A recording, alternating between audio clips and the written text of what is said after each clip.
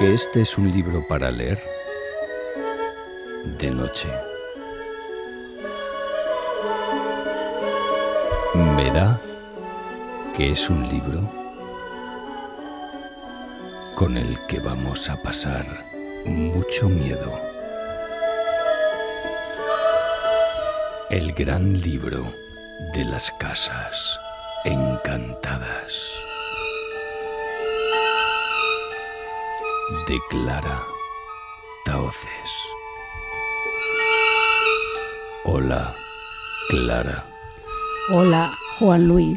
Qué miedo. ¿Vamos a pasar miedo leyendo este libro? Bueno, mejor yo lo leería de día, la verdad. ¿Sí? Sí, son un poco miedosos, pero también tengo que decir que hombre, se pasan ratos agradables. A ver claro. si ahora no lo va a comprar nadie. No, hombre, pero además de eso, vamos a ver, yo creo que el que compra un libro como este, como el tuyo, como el gran libro de las casas encantadas, también busca esa sensación, ¿no? Ese sobrecogimiento. Claro, ¿no? ese sobrecogimiento, ¿no? Porque yo creo que es lo que tú buscas también, ¿no? Aparte de que la gente lo conozca, ¿no?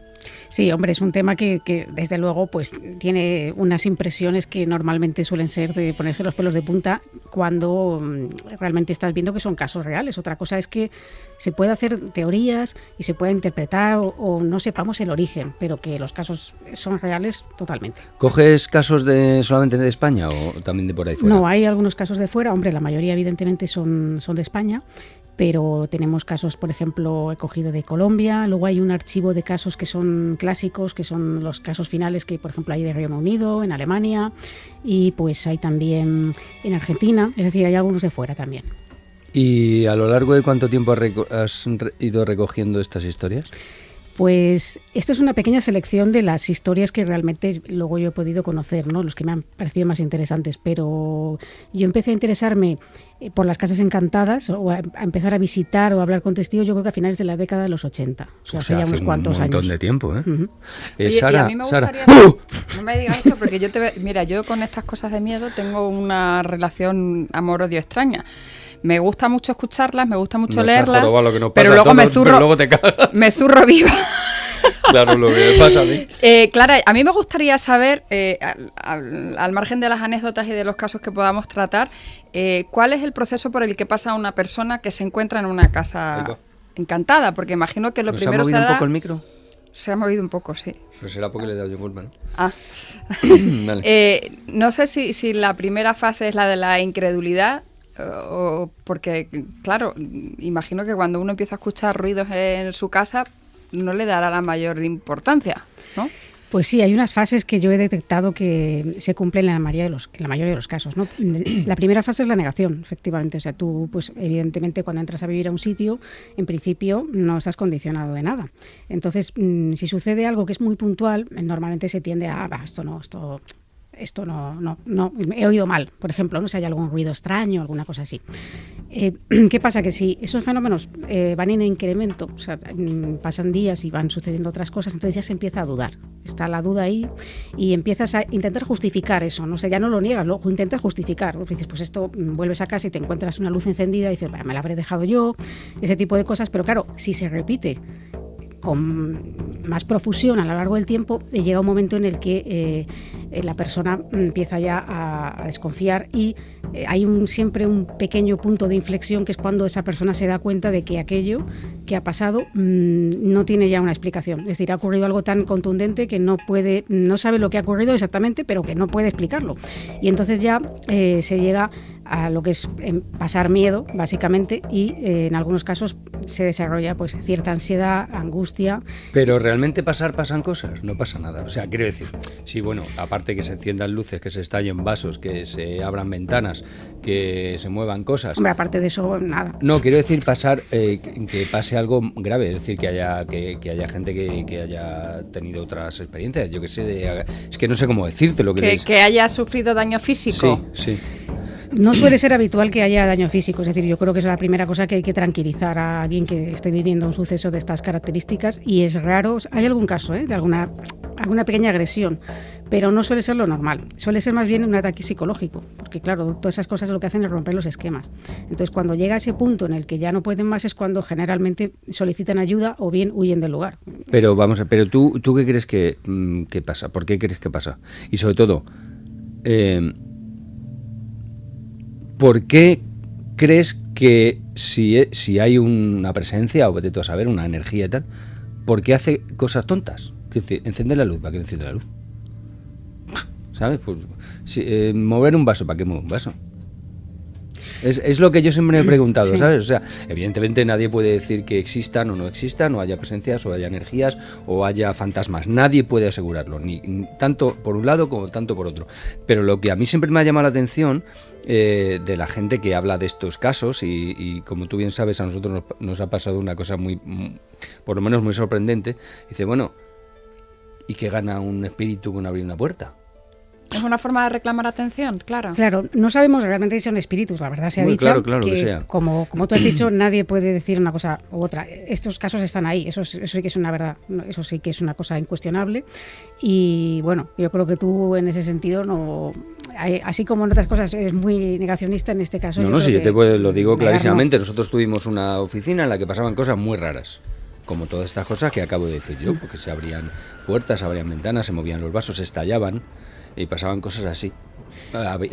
Se oían pasos en el pasillo. Nos acostumbramos a convivir con ello, ¿eh? De verdad te lo digo. Pasaban todas estas cosas, pero al final dice, bueno, ¿esto qué es? Pues no sé lo que es, pero ¿qué? Tú imagínate que es una presencia, bueno, ¿y qué hace con estallar un vaso? Claro, pero es que no sabemos realmente si es lo que iba un poco. No sabemos si es una presencia, no sabemos lo que es. Lo que sí que sabemos es que está el fenómeno.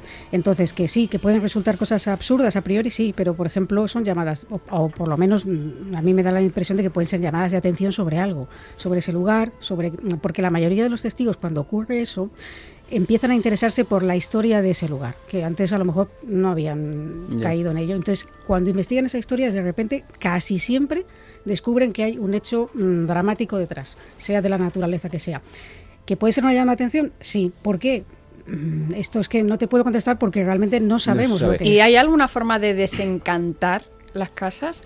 ¿O la única solución para librarse del problema es echar la llave y dejar atrás?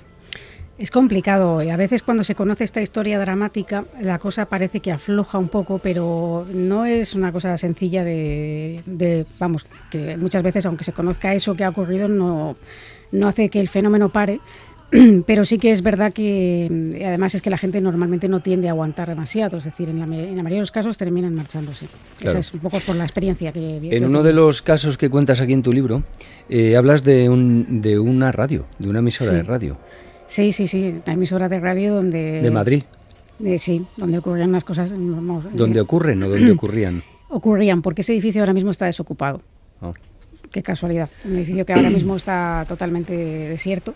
Pero sí, esto fue una locutora con la que yo tuve contacto y ella me contaba que hace unos años ella pues realizaba un poco un programa musical, entonces ejercía como en otras muchas emisoras lo que es el autocontrol, es decir, ella ponía, sabéis lo que es, pero bueno, claro. Los oyentes pues ponía la música, ella es la que se encargaba de entrar, si había alguna llamada, atender las llamadas, lo que fuera.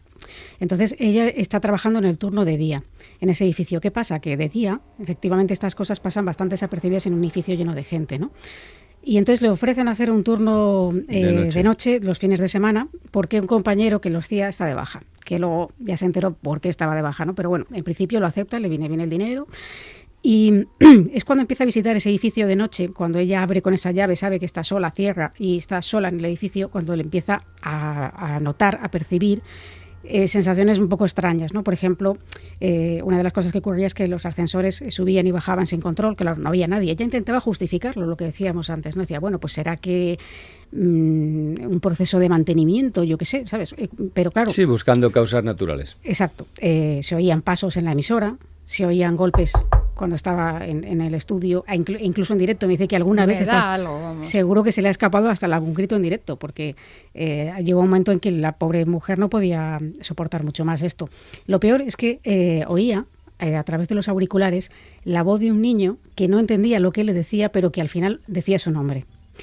Y bueno, todo esto lo estoy resumiendo mucho, se agrava hasta el punto de que en una ocasión ella llega a ver, pues como estamos nosotros viendo, tenemos aquí una pecera donde están los compañeros detrás. Claro, ella ya no tenía compañeros detrás. Y ella ve como un niño salta de la pecera y hace aquí un gesto así. Y la suerte que tiene es que le ofrecen un trabajo porque ella está a punto de... Lo que pasa es que no se atreve a decirlo porque piensa que la van a tomar por loca. Encima, claro, si deja ese turno de día por una enfermedad, claro, tendría que dejar también el turno de el turno de día se lo deja, sí. Tendría que dejar los 2 turnos. Y luego ya se entera, claro, que el compañero que estaba de baja por lo mismo. Y algunos compañeros le preguntaban al principio que si ella notaba algo raro allí. Entonces ella siempre lo negaba, decía, no, pero ¿y por qué me preguntáis esto? No, por nada. O sea, no ¿Y le se enteró luego de la historia del niño o no? ¿Había una historia detrás? No llegó a saberse la historia, no llegó a saber. Lo que sí se supo es que otros compañeros habían experimentado cosas parecidas, e incluso en una ocasión que su padre acude a acompañarla un día que había nevado mucho en Madrid, ella contentísima de que viniera alguien con ella, porque ella, con tal de no estar sola, cualquier cosa. Y su padre también tiene alguna experiencia extraña, y varios compañeros le cuentan cosas que han vivido muy parecidas, pero no llega a conocerse la historia de este lugar. Lo que pasa es que sí que es verdad que empieza una especie de declive y que luego el personal se traslada a otro edificio. Y ese edificio está ahí un poco abandonado. ¿Y en este edificio hay algo? Pues ahora dices. Sí, no digo yo mucho. Recuerdo haber escuchado en un programa muy famoso de la radio española de esas de noche de fin de semana, en el que colaboraba Clara, que hablaban de que en este edificio había alguien. Es que algunos testimonios hay por ahí de compañeros que han visto a una persona. Yo no he llegado a conocer a esa persona, con lo cual tampoco quiero yo desvelar el nombre ni nada de esto, ¿no? Pero sí que me han comentado que, bueno, a mí y a varias personas, yo cuando entré aquí lo primero que me dijeron, claro, viniendo al programa que venía, que es Milenio 3, pues os podéis imaginar que es lo primero que me comentan. Pero sí que es cierto que estuvo aquí Paloma Navarrete, vino... Pues va a venir al programa, que saca un libro nuevo. Por eso se lo podéis preguntar. De hecho, ella vio algo que ella sin saber nada, porque claro, todo esto es muy petit comité y ella, o sea, no se ha publicado en ningún medio y es una cosa que se sabe aquí entre compañeros y que yo creo que muchos compañeros ni lo sabían. Ella ve algo que se corresponde con esa historia de ese personaje, esa persona que trabajó aquí, pero no quiero decir mucho más porque, claro, es una persona que pues tendrá su familia, etcétera, y no queremos tampoco perjudicar a nadie. Oye, ¿y por qué en unas casas sucede y en otras casas no? Pues esto es la gran pregunta, claro. No quiero decir una casa en una casa, no. Quiero decir, en un mismo edificio, ¿por qué en la puerta del cuarto A sí y en el cuarto C no? Es una buena pregunta. Muchas veces cuando pasa eso, resulta que en la puerta del cuarto A pues ha ocurrido algo terrible y en la puerta del cuarto B no. ¿Y siempre son cosas terribles? Es decir, suelen ser nunca son fuertes. Sí, nunca son cosas fantásticas, que hubo una fiesta y una vez cojonuda. Pues me temo que no. Claro, pues eso estaría guay. Asesinatos, ¿no? Siempre... Sí, muertes violentas. Sí, ese tipo de situaciones. A nosotros en el edificio este nuestro, donde teníamos la oficina, de repente un día llega una vecina de abajo y nos dice, oye, mira, por favor, nosotros estamos encantados con que estéis aquí de vecinos y tal, pero por favor no hagáis fiestas con la noche, porque claro, es que nosotros ya somos mayores y no pegamos ni ojo en toda la noche y claro, esto no puede ser, porque fiesta, esto es una oficina, aquí los viernes nos vamos y no volvemos en todo el fin de semana y por supuesto no hemos hecho ninguna fiesta. Y claro, nos quedamos, la tía nos dijo que sí, que había habido música, habían estado bailando, y digo, joder, mira, por lo menos faltan más cachondos. Pues fíjate que eso me recuerda mucho a un caso en la Milla de Oro, además, en el barrio de Salamanca, para que no son los que son de Madrid, pues es un barrio... Sí, pues, es un barrio bien. De Parné, por ¿no? decir, sí, de Parné. Pues ahí había un piso que lo alquilan 3 compañeros, entre ellos juntan los salarios y cogen un piso bastante bueno, exterior, grande, luminoso, en fin, todas las comodidades que tienen esos pisos en ese barrio. Y lo que les empieza a ocurrir tiene que ver con la casa de al lado. Ellos, pues, entre otras cosas, ven a través de la ventana de la cocina, pues ven la ventana del frente, ¿no? Y ven a una señora, ellos sabían que en la casa no había nadie, pero bueno, no sabían por qué no estaba alquilada, ¿no? Una señora de determinadas características, les ocurren varias cosas más, en plan, pues como si ven una sombra cuando están viendo la televisión atravesar el pasillo, y esa sombra se mete como en la casa vecina, y entonces ya un poco mosqueados por saber qué es lo que estaba pasando, preguntan al portero. El portero en ese momento estaba una vecina también de la zona, y les dice que eso, que no, pues no, aquí no, realmente no... Pues no ha venido nadie. Además, yo soy quien tiene las llaves. Si hay alguna visita, yo soy quien realiza la visita y no ha venido nadie. Ya, pero es que nosotros hemos visto a una señora así, ya está. Claro, se quedan los dos blancos porque están describiendo a una persona que vivió allí y que murió. Y la vecina de abajo de esa casa que estaba deshabitada le pasaba lo que has comentado tú. Sí. Ella oía por la noche el ruidos en la vivienda, no podía dormir. El ruido de somier, de muebles, tal. Yo visité la casa no tenía muebles. El único mueble era una cocina que era, vamos, ni siquiera muy digna de salir en Cuéntame, ¿sabes? De ese tipo de cocinas antiguas y absolutamente ningún mueble más. Las paredes totalmente desconchadas. Bueno, inhabitable la casa. Y claro, el portero intentaba como restarle importancia a esta mujer para que ella pudiera pues estar tranquila, ¿no? Pero a veces, claro, no eres tú, sino es lo que está al lado. Bueno, compañera, estaríamos mucho tiempo hablando contigo, pero claro, no vamos a contar el libro entero. No, claro, no. Así que nada, el gran libro de las casas encantadas con Clara Tahoces. Gracias. Gracias a vosotros y con esa voz yo creo que ya lo van a comprar seguro porque les va a dar un miedo.